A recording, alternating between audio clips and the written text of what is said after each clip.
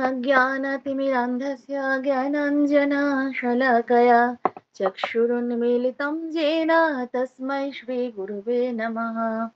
नमो चैतन्यमनाविष्टं स्थापितं येन भूतले स्वयं रूपा कदा मह्यं ददाति स्वपदान्तिकं। वन्देऽहं श्रीगुरु श्रीयुतपदाकमलं श्रीगुरुं वैष्णवांश्च श्रीरूपं सग्रजातं सहगना रघुनाथ नितं तं सजीवं साद्वैतं सवधूतं परिजनसहितं कृष्णचैतन्यदेवं श्रीराधा कृष्णपादान् सहगना ललिता श्रीविशाखान्वितांश्च। नमो विष्णुपादाय कृष्णपृष्ठाय भूतले श्रीमते भक्तिवेदान्त नामिने। नमस्ते सरस्वते देवे गौरवाणी प्रचारिणे निर्विशेष शून्यवादी पाश्चात्यदेशतारिणे वंशाकल्पतरुभ्यश्च कृपा सिन्धुभ्यो च पतितानां पावनेभ्यो वैष्णवेभ्यो नमो नमः। पञ्चतत्त्वात्मकं कृष्णं भक्तरूपस्वरूपकं भक्तावतारं भक्तकं नमामि भक्तशक्तिकम्। हे कृष्ण करुणा सिंधु दीनबन्धु जगत्पथे गोपेश गोपिका कांतो राधा कांतो नमस्तुते। तप्त कांचन गौरांगी श्री राधे वृंदावनेश्वरी वृषभानुसुते देवी प्रणमामि हरिप्रिये। नमो महावदन्नाय कृष्ण प्रेम प्रदायते कृष्णाय कृष्ण चैतन्य नाम्ने गौरतिशे नमः। नित्यानंद नमस्तभ्यं प्रेमानंद प्रदायिने कलु जन्नवापतये नमः। नीलाचलो निवासाय नित्याय परमात्मने बलभद्र सुभद्राभं जगन्नाथाय ते नमः। वृन्दावै तुलसीदेवै प्रियायै केशवस्य च कृष्ण भक्ति प्रदे देवी सत्यवतै नमो नमः। जय श्री कृष्ण चैतन्य प्रभु नित्यानंद श्री अद्वैत गदाधर श्रीवासादि गौर भक्त वृंद। हरे कृष्णा कृष्ण कृष्ण हरे हरे हरे राम राम राम हरे हरे। ओम नमः भगवते वासुदेवाय। ओम नमः भगवते वासुदेवाय। ओम नमः भगवते वासुदेवाय। नारायणं नमस्कृतं नरं चैव नरोत्तमं देवीं सरस्वतीं व्यासं ततो जयमुदीरये। नष्टप्रायेषु भद्रेषु नित्यं भागवत सेवया भगवतीरुत्तमश्लोके भक्तिर्भवति नष्टके। मुखं करोति वाचालं पङ्गुं लङ्घयते गिरिं यत्कृपातमहं वन्दे श्रीगुरुदीनतारिणं परमानन्दमाधवं श्रीचैतन्य ईश्वरम्। हरि ओम तत्सत्। नमो विष्णुपादाय कृष्णपृष्ठाय भूतले श्रीमते जयोपताका स्वामिनीति नामिने। नमो आचार्यपादाय निताय कृपा प्रदायिने गौरकथा धामदाय नगर ग्राम तारिणे। हरे कृष्ण। সকল ভক্তবৃন্দের চরণে আমার সশ্রদ্ধ প্রণাম। আজকে আমরা ষোড়শ অধ্যায় 14-15 নম্বর শ্লোক আলোচনা করব।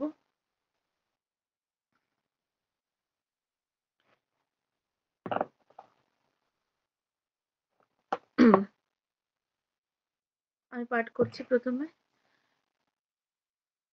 अशोमया हत शत्रु हनिष्ये च परान् अपि ईश्वर अहं भोगी सिद्ध्या अहं बलवान् सुखी।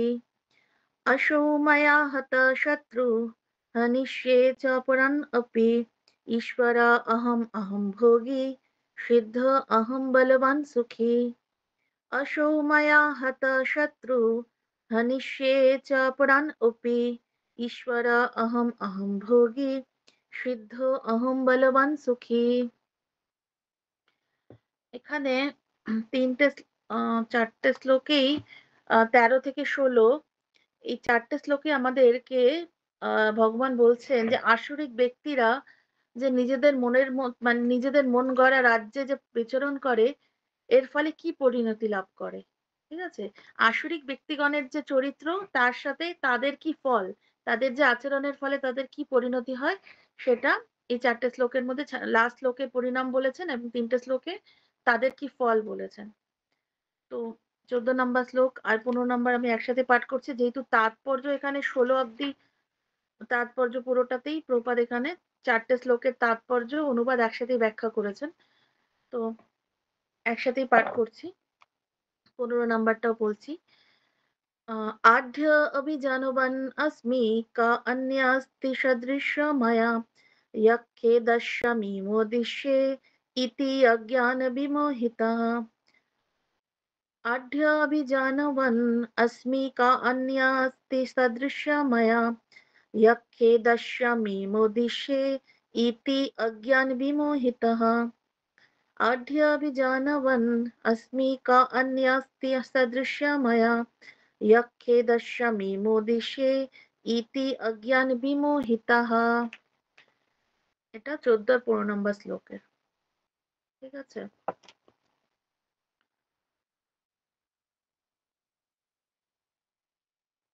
অনুবাদ: অসুর ভাব স্বভাব ব্যক্তিরা মনে করে যে আজ আমার এত লাভ হলো এবং ভবিষ্যতে আমার পরিকল্পনা অনুসারে আরো লাভ হবে। এখন আমার এত ধন আছে এবং ভবিষ্যতে আরো ধন লাভ হবে। সে আমার শত্রু এবং আমি তাকে নাশ করেছি এবং আমার অন্যান্য শত্রুদেরও আমি নাশ করব। আমি ঈশ্বর, আমি ভোক্তা, আমি সিদ্ধ, বলবান এবং সুখী। আমি সবচেয়ে ধনবান এবং অভিজাত আত্মীয় স্বজন পরিবৃত। আমার মতো বলবান আর সুখী আর কেউ নেই। আমি যজ্ঞ অনুষ্ঠান করব, আমি দান করব এবং আনন্দ করব। এইভাবেই অসুর স্বভাব ব্যক্তিরা অজ্ঞানের দ্বারা বিমোহিত হয়। নানা প্রকার দুশ্চিন্তায় বিভ্রান্ত হয়ে এবং মোহজালে বিজড়িত হয়ে কামভোগে আসক্ত চিত্ত অসুর স্বভাব ব্যক্তিরা অসচি নরকে পতিত হয়। এই লাস্টের 2 লাইন হচ্ছে 16 নম্বর শ্লোকের অনুবাদ।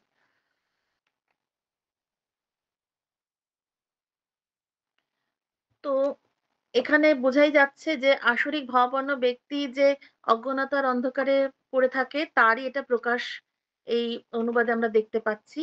ভগবান এখানে আসরিক ব্যক্তির যে ক্যারেক্টারটা ভগবান অর্জুনকে বোঝাচ্ছে এবং গত সমস্ত কয়েকটা শ্লোকেই আমরা দেখছি, ঠিক আছে, যে আসরিক ব্যক্তিদের যে কি ধরনের আচরণ, ঠিক আছে, তারা আহ কিরকম তাদের প্রবৃত্তি, তাদের কি রকম সিদ্ধান্ত, ঠিক আছে? তারা কিরকম টাইপের হয়, সবকিছু আমরা কিন্তু আহ শ্লোক নাম্বার 6 থেকেই দেখছি। ঠিক আছে? তো এই 13 আর 14 তে 13 থেকে 16 অব্দি মানে 15 অব্দি আমরা দেখবো যে তারা কিরকম ভাবে তাদের মনের রাজ্যে বিচরণ করে। তারা নিজেদের কল্পনার জগতে কিভাবে থাকে। যেটা শাস্ত্রের বিরুদ্ধে আচরণ এবং তারা নিজেরাই যেটা কিরকম ভাবনা বাসনা চিন্তা করে। তো আসরিক ভাবাপন্ন মানুষের আমি প্রথম থেকে পড়ছি তাৎপর্যটা। আসরিক ভাবাপন্ন মানুষের ধন সম্পদ আহরণ করার কোনো বাসনার অন্ত নেই, তা অসীম। তারা সর্বদাই কেবল ধন সম্পদ আহরণ করার পরিকল্পনা করে চলে এবং সেই উদ্দেশ্যে সে কোনো রকম পাপ কর্ম করতে দ্বিধা করে না এবং তাই তারা কালোবাজারি ইত্যাদি অবৈধ কার্যকলাপে লিপ্ত হয়। তারা তাদের সঞ্চিত অর্থ, গৃহ, জায়গা, জমি, পরিবার আদি সমস্ত সম্পদের দ্বারা মুগ্ধ হয়ে থাকে এবং তারা সর্বদাই পরিকল্পনা করে কিভাবে তার অবস্থা উন্নতি সাধন করবে। তারা তাদের নিজেদের শক্তি সামর্থ্যের উপরে আস্থাবান। তারা জানে না যে তারা যা কিছু লাভ করেছে তা সবই পূর্বকৃত পুণ্য কর্মেরই ফল মাত্র। তো এতই আসলে ভাবাপন্ন মানুষেরা এতই ধনগর্বে মত্ত এবং তারা এত তাদের চিন্তা ভাবনা এতটাই অকল্পনীয় যে তারা যা কিছু করে তারা তাদেরকে তারা ভাবে যে তারা সবকিছু করছে এবং তারাই হচ্ছে সবকিছুর মালিক এবং তাদের সমস্ত কিছু তারা নিজেদের পরিকল্পনা অনুযায়ী করে।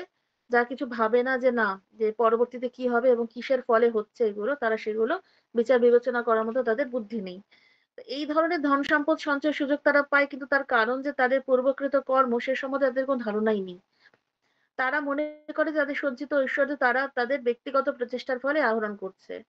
কতটা তারা মূর্খ যে তারা ভাবছে যে না, তারাই সবকিছু নিয়ে এসছেন এই জগতে এবং তারা যা কিছু ভোগ করছেন তারা তাদের কর্মে মানে তারা নিজেদেরই এসব তারাই তাদের সঞ্চিত অর্থ তার প্রচেষ্টার ফলেই পেয়েছে। কিন্তু এটা বুঝতে পারছে না যে সবকিছুর পেছনে কারণ কার? একমাত্র ভগবান।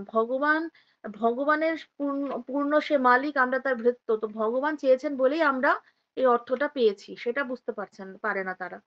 তো সেজন্য যখন কোনো প্রাণী এরকম টাইপের মূর্খামো মতো আলোচনা করে যে না, সবকিছু আমি করলাম, আমি এই জগতে এত কিছু প্রতিষ্ঠা করেছি, আমি এইটা বানিয়েছি, ওটা বানিয়েছি। তো তখন তাদেরকে এটাই আমাদের প্রশ্ন করা উচিত যে আপনি যখন জন্মেছিলেন কি নিয়ে এসেছিলেন? ঠিক আছে? আবার আপনার যখন মৃত্যু হবে বা আপনার যারা আজ অব্দি যারা মৃত্যুবরণ করেছে তারা কি নিয়ে গেছে এখান থেকে, এই পৃথিবী থেকে। তো তখনই তারা বুঝতে পারবে যে তারা কতটা মূর্খের মতো এই ভৌতিক জগতের জিনিসকে নিয়ে, জড়জাগতিক জিনিসকে নিয়ে তারা কতটা বেশি মদমত্ত। যে যারা কিনা আমরা সবাই শূন্য হাতে এসেছি এই পৃথিবীতে এবং শূন্য হাতেই যাবো। কিন্তু তবুও তারা কি ভাবছে যে না আমরা এই জড়জগতে এসেছি। এগুলো সবকিছু আমরা যা কিছু করছি আমাদের ব্যক্তিগত প্রচেষ্টার ফলে এবং আমরা সবকিছুই আবার সবকিছু আমরা আবার এগুলো নিয়ে যাবো। এরকম তাদের একটা ধারণা। তো আসরিক ভাবাপন্ন মানুষ তার ব্যক্তিগত প্রচেষ্টার উপর আস্থাবান। তা এই এটা থেকেই বোঝা যাবে যারা এরকম টাইপের অহংকার করবে, এরকম আচরণ করবে তখনই তাদেরকে বুঝতে হবে যে তারা আসরিক ভাবাপন্ন। কারণ তারা সবসময় নিজেদের গর্বে মত্ত থাকবে এবং নিজেদেরকে পুরো ক্রেডিটটা দেবে যে আমরাই করেছি। আমাদের জন্য এসব হয়েছে। ভগবান বলে কিছু নেই। ঠিক আছে? কিন্তু যখন ভগবানের ভক্তদের সাথে তাদের কি ডিফারেন্সটা ভগবানের ভক্তরা যা কিছু পাবে তারা সবকিছু ভগবানকেই সমর্পণ করবে এবং ভগবানকেই নিবেদন করবে এবং ভগবানের উদ্দেশ্যেই বলবে যে না তার কৃপাতেই আমরা যা কিছু ভোগ করছি পাচ্ছি।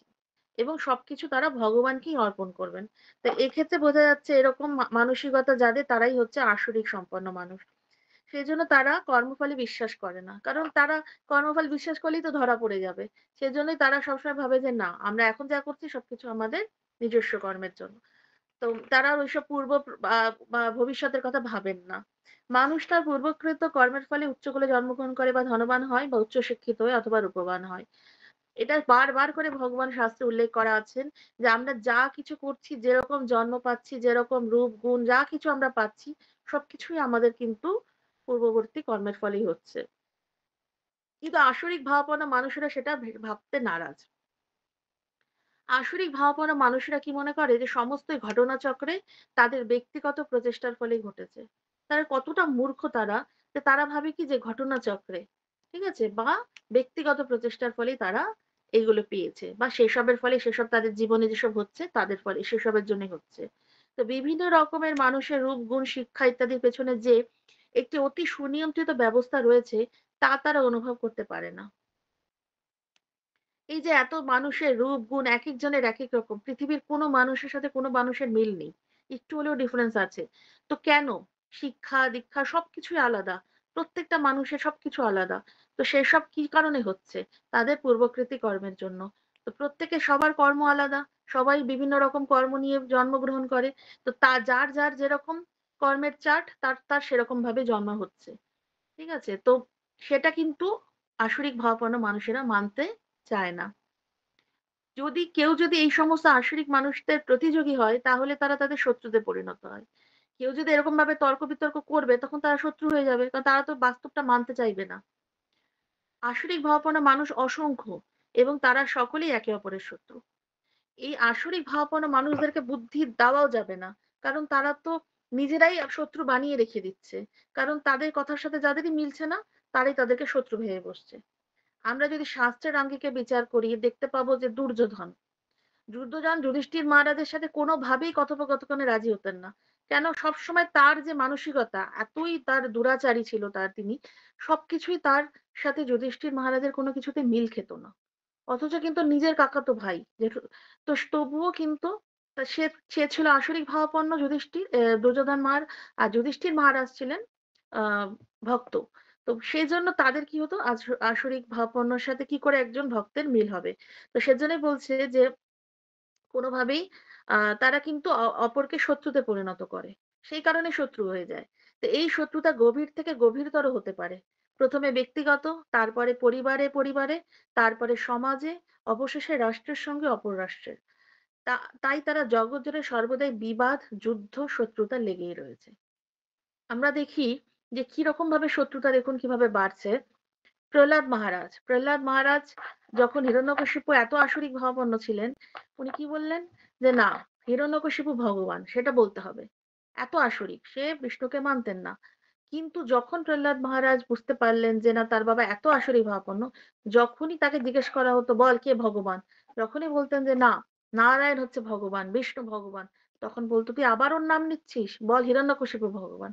তো তখন প্রহ্লাদ মহারাজ বলতেন যে পিতাশ্রী আপনি সমস্ত কিছু হয়তো লাভ করেছেন জীবনে, অনেক ঐশ্বর্য, অনেক প্রত্যপত্তি, অনেক কিছু সম্পত্তি সবকিছু লাভ করেছেন, কিন্তু আপনার ইন্দ্রিয়গুলোকে আপনি নিয়ন্ত্রণ করতে পারেননি। কারণ ইন্দ্রিয় নিয়ন্ত্রণ করলে আপনি আসরিক ভাবাপন্ন আপনার কন্ট্রোল হয়ে যেত।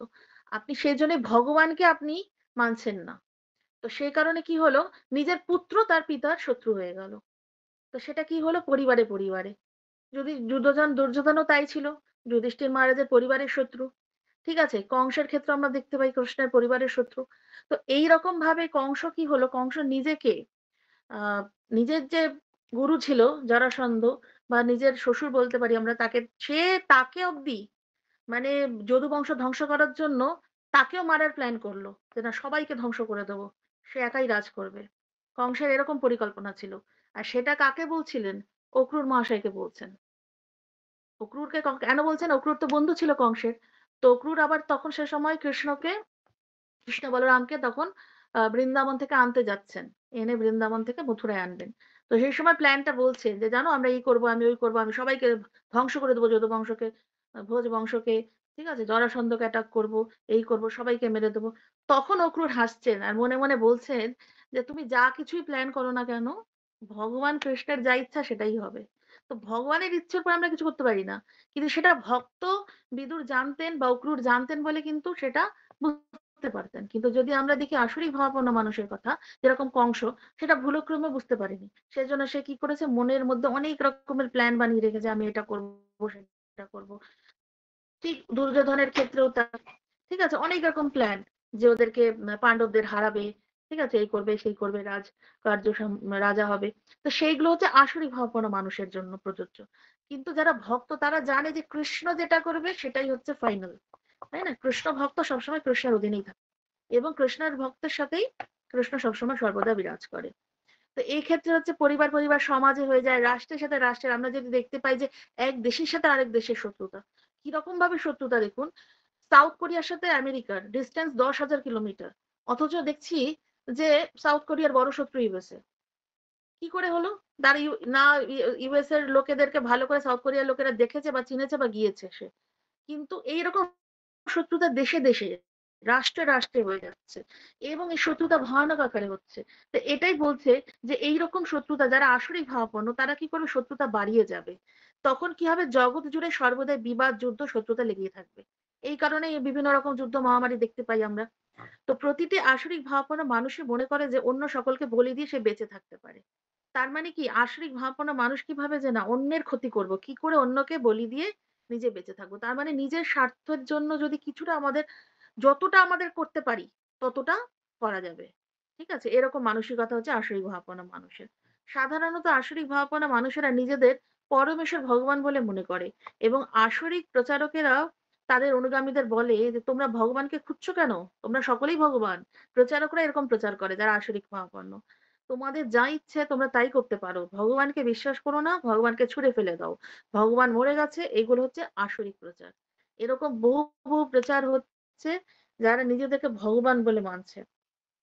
এরকম কিছুদিন আগেই আমাদের উত্তরপ্রদেশের এই একটা হয়েছে যে নিজে একটা মানে ভণ্ড গুরু, সে নিজেকে ভগবান বলে, সে তার এত গরিব গরিব বিভিন্ন, তার এত বেশি প্রচার হয়ে গেছিল বিভিন্ন বিভিন্ন গ্রামে গ্রামে, এত এত পরিমাণে ভিড় হতো। কিছু কিছু মানুষ এত বেশি থাকে না যে যারা মানে বিশ্বাস করে, ধর্মভীরু টাইপের, কি সবকিছুতে ইজিলি বিশ্বাস করে নেয়। এত বেশি ভয় পেয়ে গিয়ে তিনি যা বলতেন তাই শুনতো। এবং তার একেকটা বিভিন্ন প্রোগ্রামে এত এত ভিড় হতো। সে এত ভিড়ের কারণে সে কত হাজার লোক মারা গেল, কয়েকশো লোক মারা গেল, কয়েক লক্ষ লোকের ভিড়। তো সেরকম ভণ্ড গুরু, সে নিজেকে ভগবান বলে প্রচার করত। এবং তার মানে প্রবচনে যাওয়ার সময় হঠাৎ করে অন্ধকার করে দিত, ধোঁয়া করে দিত।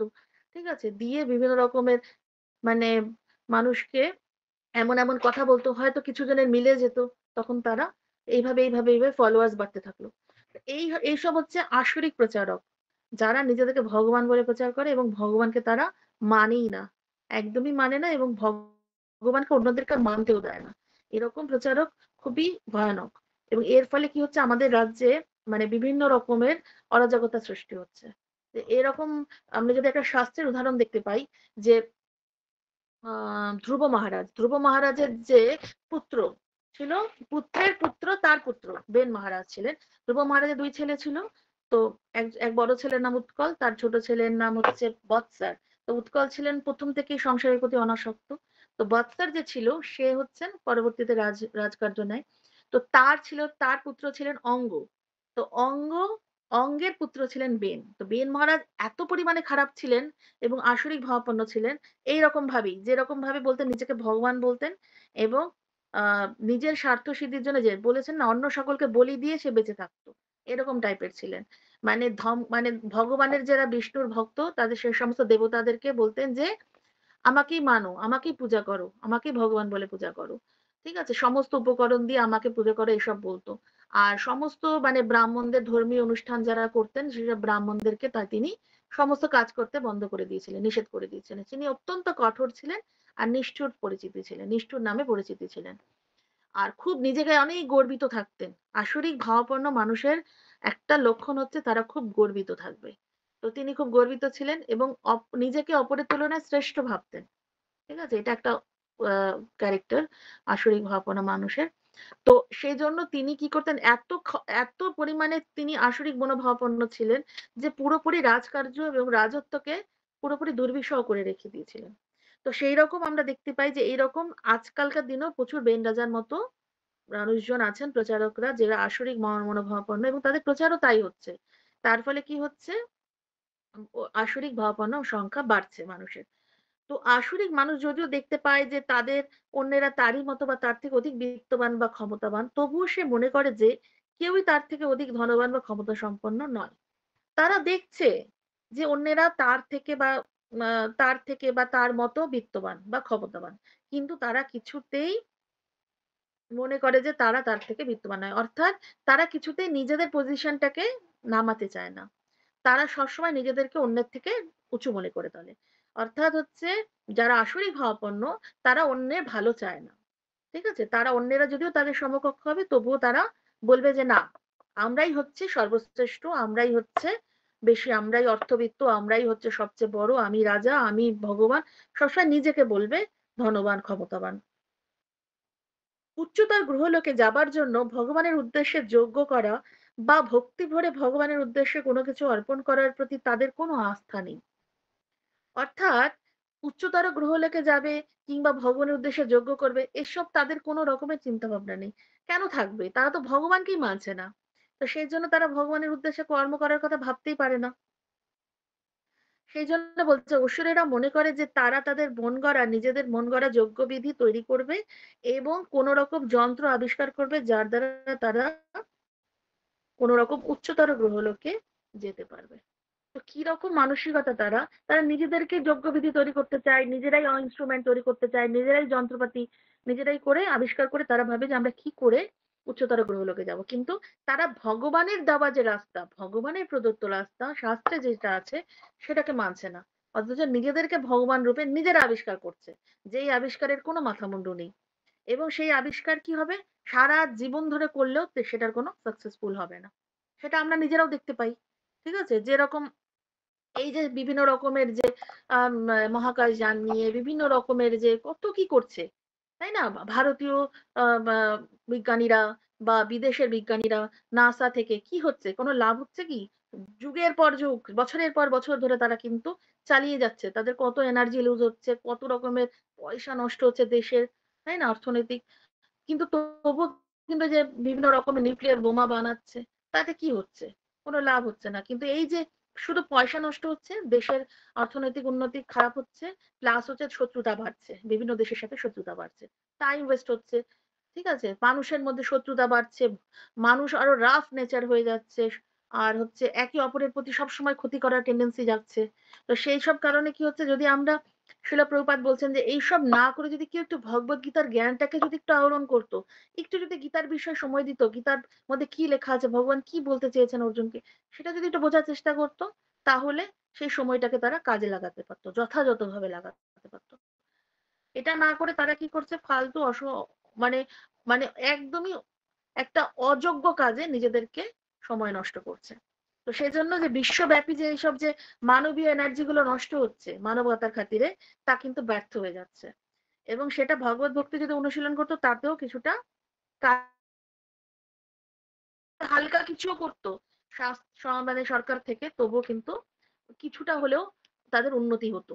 কিন্তু না, তা না করে এইসব যেগুলো জড়জাগতিক কাজে নিজেদেরকে একদমই, যেগুলো একদমই বলতে গেলে ওয়েস্ট, টাইম ওয়েস্ট সবকিছু, মানি ওয়েস্ট সবকিছু, এনার্জি ওয়েস্ট সবকিছুতে কোনো লাভ নেই। সেজন্য বলা হয় যে আমরা যদি, এই জন্য প্রভুপাদ চেয়েছিলেন যে সবসময় যদি আমরা একটু কৃষ্ণ কনসিয়াস থাকি, ভগবানের সাথে যদি একটু যুক্ত হই, তাহলেই আমাদের মধ্যে এই ভাবনাগুলো আসবে যে কৃষ্ণ কনসিয়াসনেস, যে আমরা কি করলে আমাদের ভগবত ভক্তিটা আরো, ভগবানের প্রতি আমাদের প্রেম ভালোবাসা জাগবে, ভগবানের উদ্দেশ্যে কি করলে কর্ম করব, ভগবানের জন্যই তো আমাদের এই জীবনটা পাওয়া। আর আমরা যে যে যে জায়গায় আছি, যেভাবে আছি, তার মেইন কি, তার উদ্দেশ্যটা তো ভগবানই দিয়েছেন আমাদেরকে। কিন্তু আমরা সেটা ভুলে গিয়ে আমরা কি করছি, মিথ্যা উদ্দেশ্যে নিজেদেরকে নষ্ট করছি সময়। তো এইসব ক্ষেত্রে দেখা যায় যে যারা এইসব যে আহ যারা এই আসরিক ভাব সম্পন্ন, তারা কি করে, দান ধ্যান করলেও তারা কিন্তু নিজেদের ইয়ে করে, আহ নিজেদেরকে কি করে, সবকিছুতে তারা নিজেদেরকে ভাবে যে না আমরা করেছি, আমরা সবকিছুর মালিক। তো এই যে জিনিসগুলো, এটা খুবই, মানে খুবই আসরিক সম্পন্ন। আমাদের যা কিছু আমরা দান করি না কেন, যা কিছু করি না কেন, জীবনে যা কিছু সঞ্চয় করি না, যা কিছু অর্থ, যা কিছু পাই না কেন, সবকিছু কিন্তু কৃষ্ণের উদ্দেশ্যে, কৃষ্ণের উদ্দেশ্যে আমাদেরকে সেটাকে সমর্পণ করা উচিত, বা কৃষ্ণ ভগবানেরকে সেবায় লাগানো উচিত। আর কৃষ্ণের কৃপায় আমাদের সবসময় মনে রাখতে হবে যে ভগবানের কৃপায় আমরা আজকে এখানে যে পজিশনে, যে যেভাবে রয়েছে, তারা সবকিছুর কিন্তু মালিক ভগবান, সে ভগবান চেয়েছে বলেই আমরা আজকে এইভাবে বসে আছি, হরিকথা শুনছি, যেটুকু ভক্তি করতে পারছি, বা যে পারছে না তা নিজের কর্মের জন্য। কিন্তু আমাদেরকে সবসময় মনে রাখতে হবে যে না, ভগবানের সাথে আমাদের যে সম্পর্কটা, সেটা সবসময় কিন্তু ভগবান চায় আমাদেরকে ফিরিয়ে দিতে। কিন্তু আমরা আমাদের নিজেদের ভুল কর্মের ফলে কিন্তু আমরা আবদ্ধ হয়ে যাই মায়ার বশে। এবং এর ফলে কি হচ্ছে, আমরা বিভিন্ন রকমের বাসনা, কামনা বাসনা, যেটা বিভিন্ন রকম জড়জাগতিক ভৌতিক বাসনাগুলোকেই কামনা বাসনা বলছে। তো সেটা যেরকম হতে পারে, নিজেকে বড় ভাবা, নিজেকে, নিজে যা কিছু করার সেটাকে নিজের মালিক ভেবে বসা, সবকিছু এক ধরনের কামনা বাসনা। তো সেটা করা মানেই হচ্ছে, আর এই যে বিভিন্ন রকমের যে দেশে যে যুদ্ধ বিবাদ, শত্রুতা, এসব কেন হচ্ছে, এগুলো হচ্ছে একমাত্র অহংকার, অহংকার, গর্ব, ঠিক আছে। তারপরে যে শত্রুতা কেন হচ্ছে, যখনই নিজেকে আমি বড় ভাববো, তখনই কিন্তু, আমি যদি নিজেকে ছোট ভাববো, অন্যকে সম্মান দিব, তখনই কিন্তু আর সেই শত্রুতাটা হবে না। কিন্তু আমরা কি করি না, নিজেকে বড় ভাবি, অন্যকে ছোট করে দেখি। আর এখানে বারবার বলছেন যে আসরিক মানুষরা, তাদের থেকে অন্যেরা তারই মতো বা তার থেকে অধিক বিত্তবান ক্ষমতাবান হলেও কিন্তু তারা তাদেরকে সেটাকে মানতে রাজি না। তা আজকাল কিন্তু আমরা দেখতে পাই এই আমাদের সমাজে, সমাজ ব্যবস্থা, সব ক্ষেত্রেই দেখতে পাই যে আমরা নিজেদেরকে এত পরিমাণে বড় করে দেখি বা বড় করি, যে দেখতে পাচ্ছি যে আমার থেকে সেই লোকটা অনেক উচ্চ স্তরে আছে, তার সবকিছু আমার থেকে বেশি আছে, তবুও আমরা মানতে নারাজ, তাকে আমরা সম্মান দিতে চাই না। ঠিক আছে, সবসময় আমরা নিজেদেরকে তার থেকে বড় করে তুলি, প্রত্যেকটা ক্ষেত্রে আমরা দেখতে পাই। আর যখন যেই মানুষ নিজেকে সবসময় ছোট করবে, আমাদের শাস্ত্রে যেসব আমি আচার্যদের আমরা উদাহরণ পাই, সবসময় চৈতন্য মহাপ্রভু শিক্ষাষ্টকমে ৩ নম্বর শ্লোকেও বলেছেন যে যত তৃণের মতো সহিষ্ণু, এবং তরুর মতো সহিষ্ণু, তৃণের মতো যে একদম তৃণাদপি সুনিচেন, একদম যতটা আমরা নিচে না নামতে পারি, একদম বিনম্র, ততক্ষণ পর্যন্ত আমাদের কিন্তু এই আসরিক ভাবগুলো যাবে না। কারণ এই আসরিক ভাবপন্ন সম্পন্ন মানুষ কিন্তু এই জড়জগতে কিন্তু আমার মধ্যেই রয়েছে, আমার মধ্যে সুর অসুর দুটোই রয়েছে। তো আমরাই যদি চাই, আমরা নিজেদেরকে আসরিক থেকে সরে আসতে পারি। কিন্তু এই আচরণগুলো যার মধ্যে থাকবে, তারাই কিন্তু আসরিক হবে। এবং আহ, এই যে এক ধরনের হিংসাত্মক যে আমাদের সমাজ ব্যবস্থা, দেশে, রাজ্যে, রাষ্ট্রে, বিভিন্ন পুরো ওয়ার্ল্ডে দেখতে পাচ্ছি, সেটার এই একমাত্র কারণ হচ্ছে আসরিক ভাবাপন্ন মানুষের সংখ্যা এত পরিমাণে বেশি। এবং তারা কিন্তু তাদের রূপ গুণ শিক্ষাকে মিস ইউটিলাইজ করছে। তারা বুঝতে পারছে না যে তাদের যে এইসব দেওয়া যে জিনিসগুলো, সেগুলো সব ভগবানের দেওয়া। তারা কি ভাবছে না, আমরাই হচ্ছে এগুলো নিজেরাই পেয়েছি, আমরা নিজেদের ট্যালেন্টে পেয়েছি। কিন্তু ট্যালেন্টটা কে দিয়েছে? এই ট্যালেন্টের মূল সৃষ্টিকর্তা হচ্ছেন ভগবান। তো ভগবান দিয়েছেন বলেই তো আজকে আমরা এগুলো পেয়েছি। তো একটা আমি এক্সাম্পল দিচ্ছি, যে হিটলার, যে কিনা সারা পৃথিবীকে শাসন করেছিল, এত খতরনাক ছিলেন, এত বেশি পরিমাণে সে রাসায়নিক ভাবাপন্ন ছিলেন। তো তার একজন সেনাপতি ছিল হিটলারের। তো সে ভেজিটেরিয়ান ছিলেন, সে নিরামিষ খেতেন। তো সে হিটলারের সাথে থাকতে থাকতে এত পরিমাণে প্রাণী হত্যা, এত পরিমাণে মানুষ হত্যা করতো যখন যুদ্ধ লাগতো। তো হিটলারও তো ওরকমই ছিলেন। তো তার সহকর্মীরা তো তার মতোই হবেন। তো একদিন একজন সেনা তাকে ডেকে বলছেন যে, "আপনি সেনাপতি মহাশয়, আপনি তো ভেজিটেরিয়ান। তো আপনি প্রাণী হত্যা করতে আপনার একটু কষ্ট হয় না? আপনি তো মাংস খান না। তাহলে আপনার এই যে এভাবে আপনি কিভাবে দিনের পর দিন প্রাণী হত্যা করছেন? আপনার তো একটু হলেও কষ্ট হওয়া উচিত। জীব হত্যা করছেন। যারা জীব খান না তারা কি করে জীব হত্যা করতে পারেন? এটা একটা কিরকম লাগে না শুনতে?" তখন সে বলছেন যে, "না, আমার কোনো কষ্টই হয় না। কারণ বৃহত্তর স্বার্থে আমি সবকিছু করতে পারি। নিজের স্বার্থের জন্য বা আমার দেশের, আমার আ রাজার উন্নতির জন্য আমি সব করতে পারি। মানে হিটলারের আজ্ঞা সেজন্য আমাকে করতে হবে। সেজন্য এটা বলার এটাই কারণ যে এই তথাকথিত যে বলে না যে নিরামিষভোজী, এরা হচ্ছে শুধুমাত্র লোক দেখানো। যদি সত্যিকারেরই সে ভেজিটেরিয়ান হবে, সে কখনোই একটা প্রাণী হত্যা করতে পারবে না। কিন্তু এটা সে তথাকথিত ভেজিটেরিয়ান বলছে যে তার কোন রকমের ফিলিংস নেই। সেটা একটা আসরিক প্রবৃত্তি। সে ওটা দরকার পড়লে সে সবাইকে কেটে দিতে পারে। এবং এটা হচ্ছেও পৃথিবীতে দেখা যাচ্ছে এবং এটা কলিযুগের বিশেষ প্রভাব লক্ষণ আমরা লক্ষ্য করতে পারি যে এইরকম শত্রুতা নিজে থেকে সৃষ্টি করা। এবং এই শত্রুতা যত বেশি পরিমাণে হচ্ছে তার একমাত্র কারণ হচ্ছে আসরিক ভাবাপন্ন মানুষের সংখ্যা দিনের পর দিন বেড়ে চলেছে সমাজে এবং রাষ্ট্রে। তো যার ফলে আমরা এর ভীষণ পরিমাণে ভয়াবহ রূপ আমরা আমাদের দেশে, আমাদের পৃথিবীতে আমরা সেটা লক্ষ্য করতে পারছি। তো সেই জন্যই আমাদের কৃষ্ণ ভাবনাময় প্রচার অনেক বেশি পরিমাণে করা দরকার। যার ফলে এই আসরিক মানুষ যাদের পরিমাণ কিছুটা হলেও আমরা কম করতে পারি। ঠিক আছে? এবং এছাড়া তো বাকিটা তো কৃষ্ণের কৃপা। তাই না? বাকি কিন্তু আমরা চেষ্টা করতে পারি। প্রভুপাদ যে পরিমাণ আমাদেরকে সুযোগ দিয়েছেন তার গ্রন্থের মাধ্যমে এত সুন্দর প্রবাদ আমাদের বুঝিয়েছেন। তো সেটা আমরা আশা আশা যদি আমরা একটু চেষ্টা করি তো আমরা পারি। তারপরে এছাড়া আরো আছে যে রাবণের উদাহরণ দিয়েছে, যেখানে স্বর্গে যাওয়ার জন্য তিনি সিঁড়ি করে দেবে বলছেন। তো সে কি পরিমাণ রাবণ একটা মানে তার মানসিকতা কতটা হাই স্ট্যান্ডার্ড এর আসরিক যে সে বলছে স্বর্গে যাওয়ার জন্য সিঁড়ি করে দেবে।